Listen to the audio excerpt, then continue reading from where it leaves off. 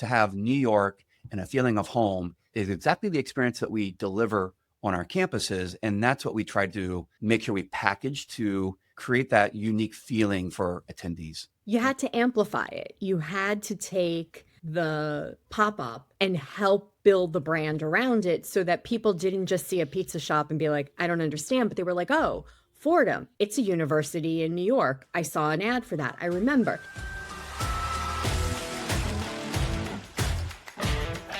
Higher ed marketing teams are competing for attention in one of the noisiest environments we've ever seen. Prospective students, families, school counselors, and influencers are all inundated with messaging, and increasingly, the traditional tactics just aren't cutting through. So what happens when a university decides to create an experience people actually want to engage with?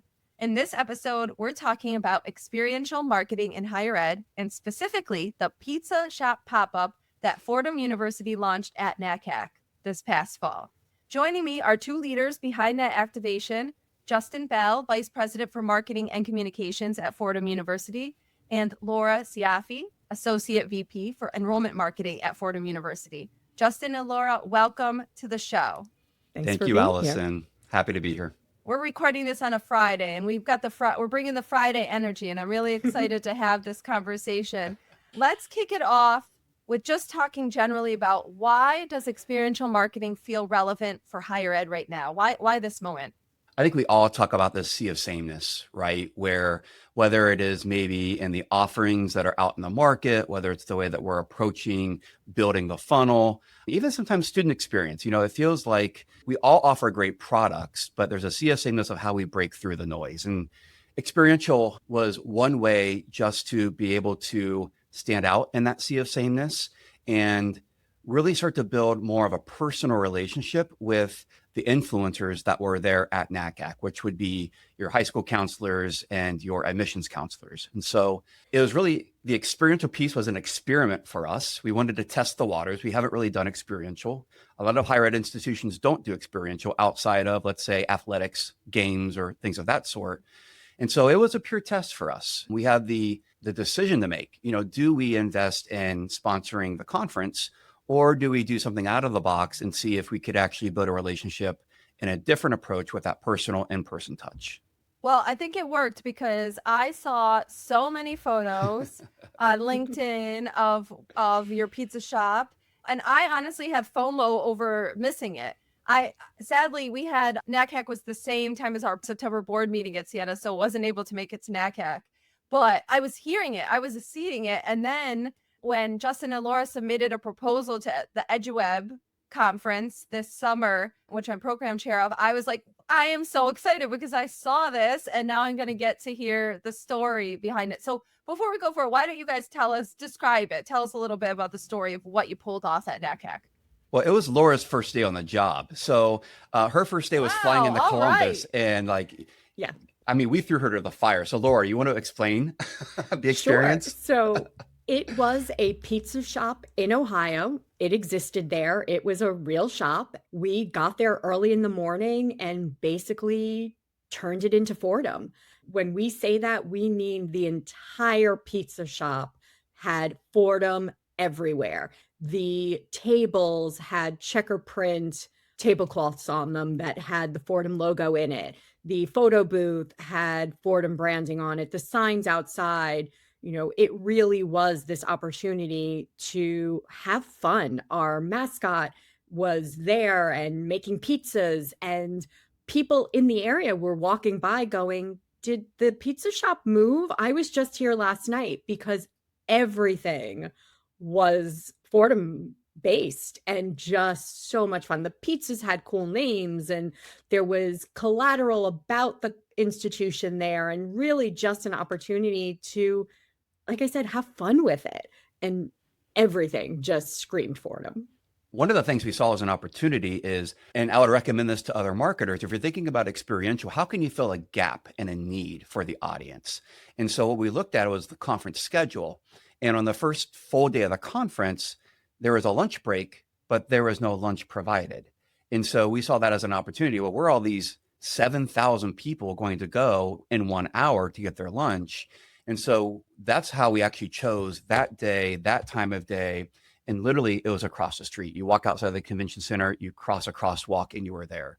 And that did drive a long line around the corner, which drove even more intrigue. But part of it was we felt a need for those conference attendees. And we heard a lot of thank yous, thank you for feeding us, because we only had 40 minutes to step out and go find something. So that was also really important to making it a success. I think what I love about it is you kind of brought the Bronx, New York to Columbus too. So it was Fordham, but it was also like the neighborhood that Fordham is in and reflective of that, which was really awesome. We got to bring a piece of New York, just as you said, to Ohio and to the audience. And really, it wasn't just, hey, let's tell you about Fordham. It was, let's help you experience New York City on this break, and let's immerse you in this atmosphere that was fun. There was a DJ and you had pizza, and the pizza was New York style pizza. And so it was an opportunity to bring that little taste of home to everyone else. Yeah. New Yorkers were asking us, is this real New York style pizza? And they were quite critical, right? Yeah. And they walked away happy, and it was, right. Yeah. It was authentic. I want to hear about the conversations behind the scenes that led to this. What was that like? How did this get pitched? What was the reaction? And how did you actually get to a place of this is what we're doing? Sometimes you just wake up with the crazy ideas of, I wish we could do something like this. And the downfall is that idea came about 45 days before the conference. It came really late, right? So we had to move quick. And honestly, it started with, well, what can we bring to Columbus that's authentically New York? And food was just a no-brainer for us. So we started looking at, can we just get a food truck or a couple food trucks and just pop around and have a New York experience through those food trucks? And the more that we looked into the city of Columbus regulations and rules, we found that that's just really difficult to do. And we didn't know what the weather is going to be like. And we didn't know if we could actually find a good spot that would be in proximity to where people need to go. Our agency of record that did all of our rebrand work is Ology, and they're actually headquartered in Columbus. So they know Columbus like they're, it's a backyard for them. And then I actually grew up near Columbus, and I worked at Ohio State for 4 years. So I think we had kind of a home field advantage to think about, well, what are those other opportunities that's in close proximity? And we landed on this pizza shop right across the street. And it just kind of snowballed from there. We quickly got in touch with the restaurant to say, are you available? Are you open to this? And then the conversation got into, yes, we're available and we're open, but would they allow us to really get in there and do the amount of customization we knew was needed to make it truly a unique experience? And I think that was the wow factor when people came into the experience. Everything was customized. It didn't look like Mikey's Late Shop Pizza. It looked like Fordham's Pizza Shop, from the boxes to the tabletops, like Laura mentioned. To the menus. The pictures. Yeah. We took over picture frames and just put in Fordham images. Yeah. So it took shape really quickly, Allison. And that's a learning, right? If you want to do experiential, I would say start at least 90 days out. Do not wait until 45 days out. But we had great partnership from the pizza shop, from Ology, to help us with just thinking through what does that creative design and aesthetic look like. And it pulled off at the end of the day. Tell me more about how it connected to Fordham's brand and institutional story. So you mentioned Ology, which is a partner in that effort with you. So tell me more about that piece. We just went through a rebrand that we launched over the summer so we launched this new brand in July and August, and then you have this NACAC conference in the fall. And so we're kind of riding that wave of pushing the new brand out there. And at the core of the brand is New York. So yes, it's this magic element of Fordham is a Jesuit institution in New York. And that's part of what our secret sauce is. There's so much more around that, but we knew that a lot of these high school counselors will never have the opportunity to come to New York and tour our campus.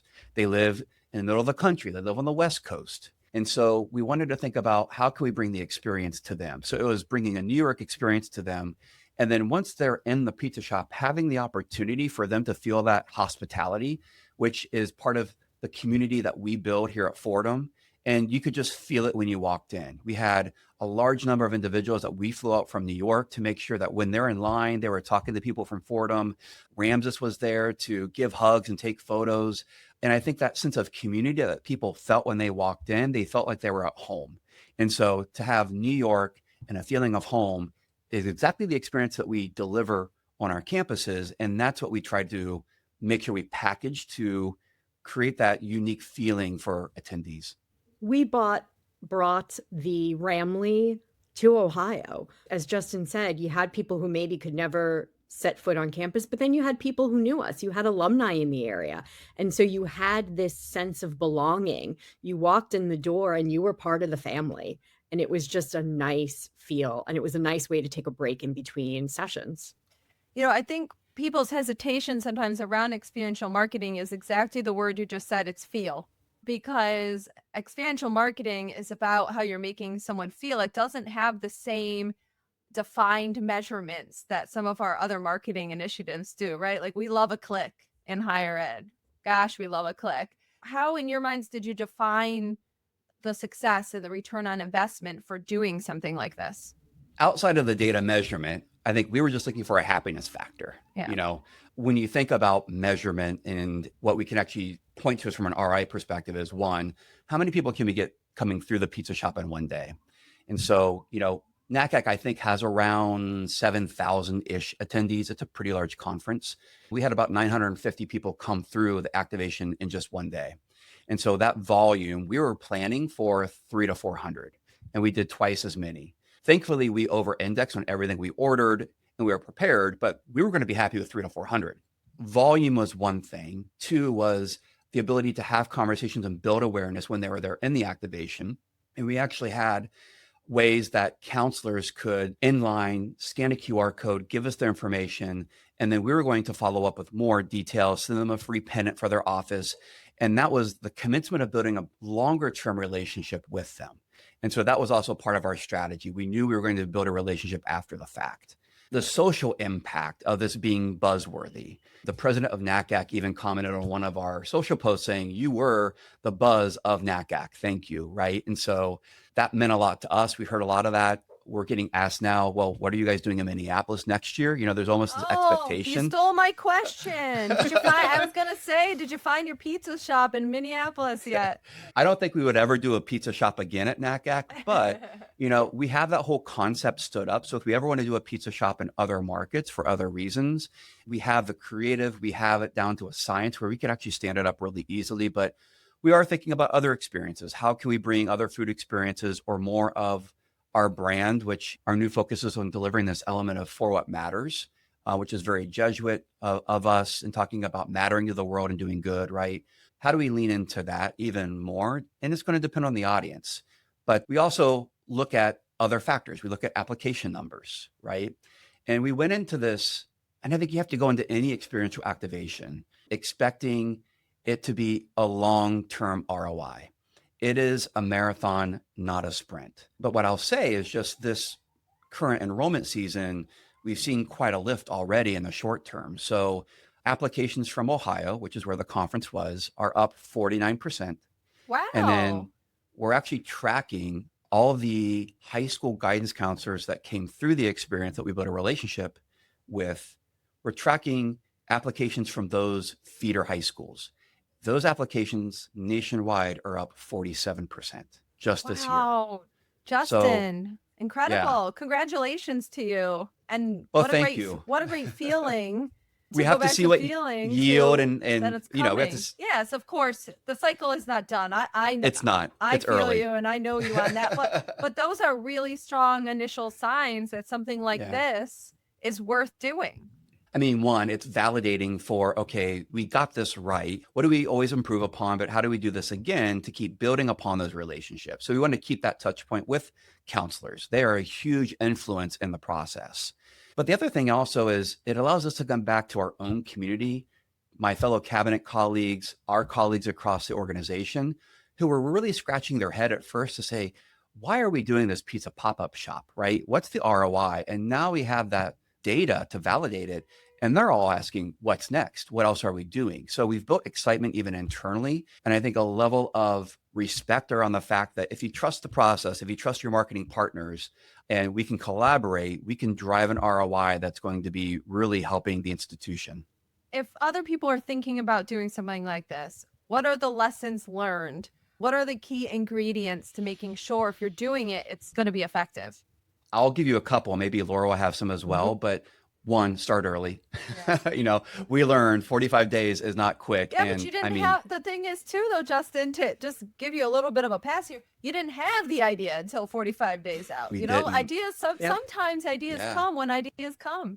And we were launching a brand Yeah. 45 days before. I mean, it was not top of Yeah. mind, Yeah. how are we going to activate at NACAC? So giving yourself plenty of time, thinking about filling that need, filling a gap for the audience, as I referenced earlier, and not being afraid to ask for help. Reach out to other institutions or other brands that have done this before. Talk to other individuals. If you find a space that you want to activate in, do some research and figure out what other brands have activated in that space. When we were looking at this pizza shop, we found there was an insurance company that had done a similar pop-up for a conference a couple years before, and we could research exactly what did they do and how did it work for them. We talked to the pizza shop. What did you learn from doing this pop-up with the insurance company, to kind of help ourselves think through what are the pitfalls, but also where do they find success. The other thing that we found really useful is you can build a pop-up, but just because you build it, will they come, is a big question mark. And so we were really intentional to create promotion around the pop-up shop to drive awareness and drive traffic. So we sent out an email through NACAC making awareness of the pop-up shop like 2 weeks before. We were doing retargeting of individuals that were in that downtown area that we knew were visiting Columbus to retarget them on social. And then we even did out of home in the airport and around downtown, less about the pop-up to say, hey, come to the pop-up, but it was more about building this awareness of just Fordham in general. We wanted to take over the city. That also paid dividends for us, because as soon as they got off the airplane, they were seeing Fordham and baggage claim. And then they got this email, then they got retargeted. So planning to drive awareness and traffic was also really important, because if you don't do that, you've wasted all these dollars on the pop-up. Yeah, that's so interesting. And so that you're naming traditional, more traditional or common market. I really should say common, right? Common marketing practices. So it wasn't experiential marketing on its own that did this. Mm-mm. You had to amplify it. You had to take the pop-up and help build the brand around it, so that people didn't just see a pizza shop and be like, I don't understand, but they were like, oh, Fordham, it's a university in New York. I saw an ad for that. I remember. And again, some people maybe didn't come through the airport, didn't see any of the ads. For them, it really was just the experience. It's not just one thing, it's all things. And you have to kind of put it together. And I would also add to what Justin was saying is, keep in mind the feeling that you want the guests to have, because that really is, when you do an experiential, it's guests. You want them to have this sense of, whether in our case, it was one-to-one connection and you're part of the family. It was fun. It was a party, but it also allowed for that one-to-one connection that we talked about and that long-term, relationship. But maybe your pop-up is more of an academic setting and it's a hands-on learning and it's a little bit different. But I would also say, don't be afraid to start small. We do a lot of projects where we talk about, this is the crawl, walk, run. We came out of the gate big. We'll admit that. The pizza shop had every single detail. Yeah, you set a high bar for Fordham. yourselves, for sure. We did. Yeah. Maybe it's just rethinking your campus visit experience and doing a mini experience there. Maybe there's a tradition that you have on campus that you want to invite a small group of students or influencers to try. That's the thing about experiential. You don't have to go big. You can go small and it can still be beneficial. Yeah, I love what you're saying about the goal is actually around a feeling. Yeah. Yeah, Totally. so define the feeling you're trying to achieve, and then you wrap everything around that. And connecting to New York was so important for us, right? Yeah. We look at what are some of the top key searches that people do on Google, and it's where is Fordham, right? So people that are maybe not familiar, but they hear about us, they want to know where we are to begin with. You see that during March Madness, all these Cinderella schools that make it to, the tournament, people are Googling, where is Villanova? Where is this school? Where's Gonzaga, right? And so we're in the same boat for people that just don't know who we are, and it's core to our brand. So that was one of the big things we wanted to deliver, is the experience of New York. And even all of our out of home, it was about connecting. You might be in Columbus, but you can also learn more about Fordham that's in New York City. And we were focusing on not that we're near New York, but we're in New York. We're in the heart of New York, and that's really special for us. Yeah. My in-laws grew up right around the corner from Fordham, so I know how in New York you are.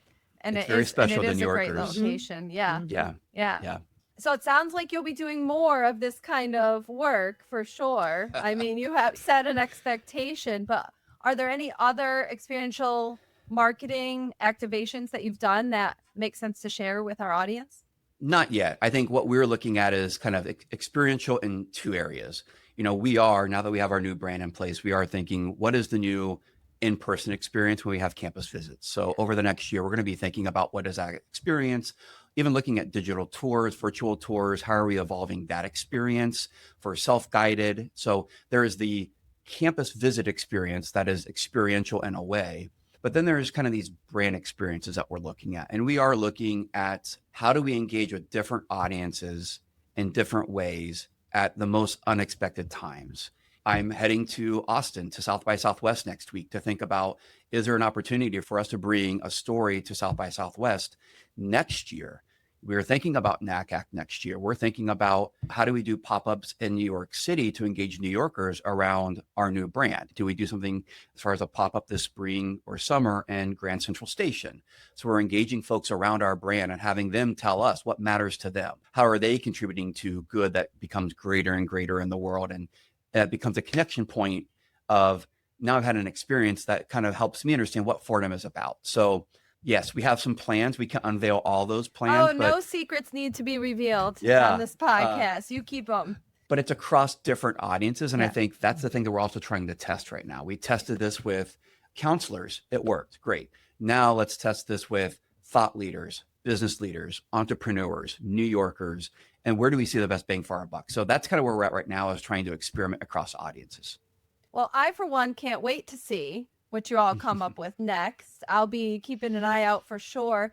And if any of you who are listening have done these kinds of activations, I hope you'll find us all on LinkedIn and share them with us, because that's where we get the best brainstorming, right? From learning from everyone else and what they've been doing.